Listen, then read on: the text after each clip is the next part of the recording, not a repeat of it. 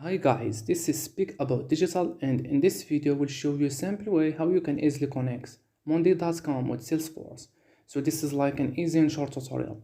What you want to do is just scroll down below on this video to the description and click on the link. Then you are gonna come across to this page, Make.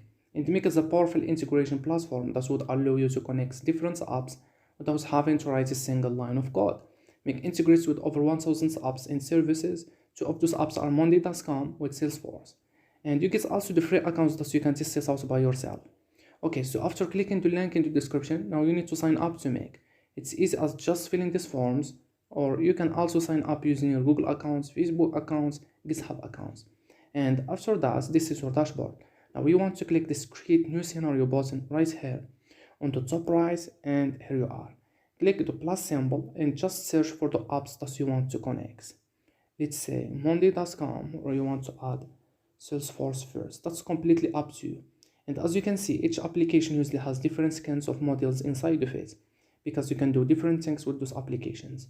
Watch records, search records, update a record, watch jobs. So you choose which one you want. I'm gonna go with watch records.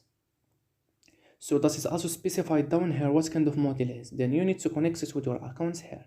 And after that, click the plus icon and just search for Monday. I'm gonna add Monday.com here, and let's say you want to get an items column and value, create a board, create a group. So you choose which one you want here.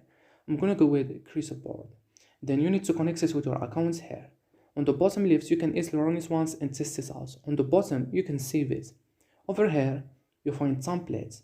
I find this a really cool place to get some inspiration of what is possible.